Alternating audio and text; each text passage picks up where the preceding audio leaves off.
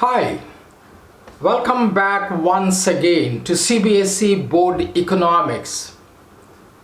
My name is Saddam Hussain. Today in this video we talk about India's foreign trade policy after we got independence.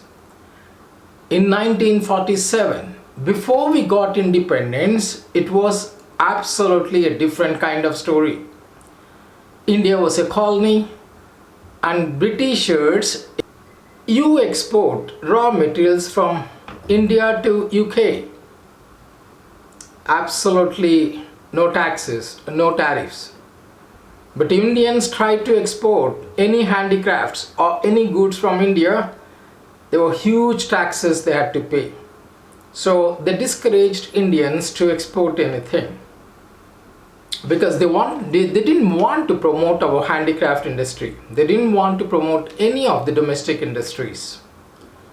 But if you are importing from UK or Britain, no tariffs, no taxes, absolutely. So both the ways they benefited, because they got the raw materials from here to UK, Britain at cheaper rates, and they sold their finished goods, destroying all our domestic industries. So both the ways they benefited. And moreover, you already know that they forced Indians to export only to UK. So more than 50% of the foreign trade we had, or forcefully we had, was with UK. India could not have any kind of trade relationship with the country.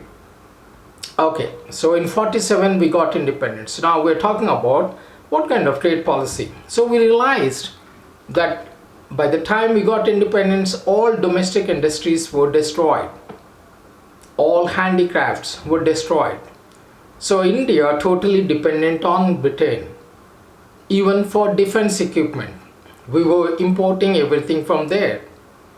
Then India adopted, why not we promote our own domestic industries? They adopted inward looking foreign strategy or foreign trade. Inward looking. That means promoting Indian industries rather than importing everything from abroad. So promoting our own domestic industries. How did they do it? In this case of inward looking foreign trade or foreign strategy, or import substitution we call it. Instead of importing directly, why not we produce here? There are two things here. Number one, they imposed huge tariffs on imported goods. If you're importing any goods from anywhere, and you have to pay huge tariffs on it. Number one. Number two, they imposed quotas.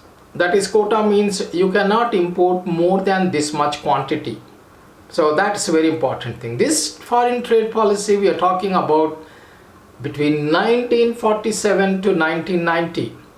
So why? Because in 1991, India adopted new economic policy. So there was a sea change. Everything has changed in that. That we'll discuss in another video. So to make it simple, to make it short, and to sum up the whole thing, what you have, this is called India's foreign trade policy during 1947 to 1990, that is after the independence. So what we're talking about here, before independence, before 1947, India was a colony. The Britishers used to exploit. They destroyed all our handicrafts. They exported all raw materials from India like jute, cotton, okay, and other raw materials from India. So they manufactured the goods and dumped. They sold to Indians. As a result, Indian handicrafts, all the industries were destroyed. After we got independence, India started inward looking trade strategy or import substitution. We wanted to protect our industries two ways. One is imposing tariffs, and number two is putting quotas. You can't import more than that. We'll read the whole thing. This is development policies and experience between 1947 to 1990. Foreign trade. Explain foreign trade policy of India before the economic reforms of 1991, or they can call it as what is import substitution policy. That means instead of importing, let's substitute, let manufacture here, let's be self-reliant, or inward looking trade strategy. When the people of country trade with the people of some other country, it is called foreign trade or external trade. Before independence, foreign trade was colonial in nature. In those days, the aim of foreign trade was to serve the British interest rather than India's interest. India exported food grains and raw materials to England and in return imported finished goods of British industries.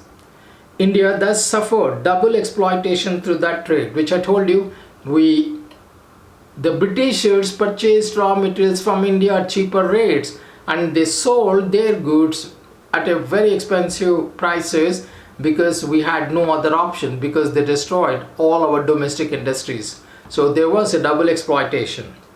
But in the post-independence era, after we got independence in 1947, the direction of foreign trade has undergone a substantial change.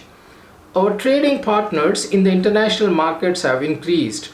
USA, UAE and China have emerged as our leading trade partners. The main aim of foreign trade is to serve the interest of a country.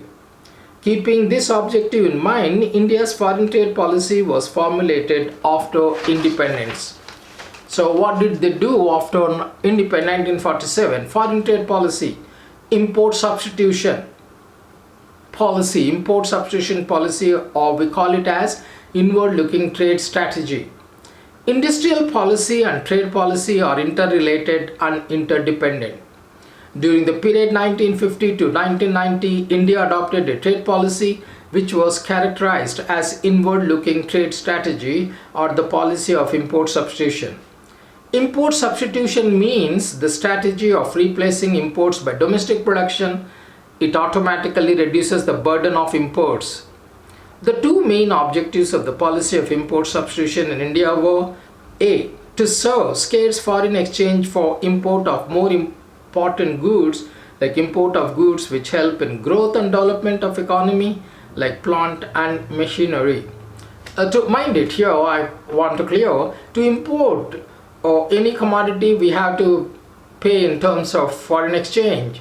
So India was suffering from the deficit of foreign exchange. The country had to import some goods, some machines, plant, technology for the development of the economy. B, to achieve self-reliance in the production of many goods as possible. That is import substitution, right? Under the import substitution policy, the government protected domestic industries from foreign exploitation. There are two ways for the protection of domestic industries from imports. Number one, imposition of tariffs. A tariff refers to duties imposed on imported goods. They are termed as import duties also. When import duties are levied on goods, they become costlier. Hence, the demand is curtailed. Fixation of import quota. Second point. Quotas fix the maximum amount of goods that can be imported. Thus, with the help of tariffs and quotas, imports are restricted in the domestic economy and domestic firms are protected from competition. So that's it. To sum it up, number one, before independence 1947, India was a colony. Britishers exploited India. They exported raw materials from India, imported finished goods. They bought raw materials at cheaper prices and sold finished goods at very expensive prices. They restricted the trade with Britain. India could not do any foreign trade with any other country. After we got independence in 1947, we realized why not we depend on our own industries, self-reliance. So the government wanted to protect them. But anyway, in 1947, we have to import technology, we have to import machines, we have to import plant to develop the economy. So we had very less foreign exchange. And we wanted to have self-reliance. what we did was, the country, to protect our industries, they followed inward looking policy. Or inward looking policy means they made a strategy where they put tariffs on import of unnecessary goods and put quotas. You can't do more than this. That's all we have time for this video, guys. Please learn all the chapters, and the notes is given for that's the same thing which we discussed right now. Copy it in your notebook and write down. Don't forget to share, subscribe, like and comment on our videos. So boards are not going to be cancelled. At the most, they might postpone it, but they will not cancel class 12 board exams. Keep learning, and all the best for your exams.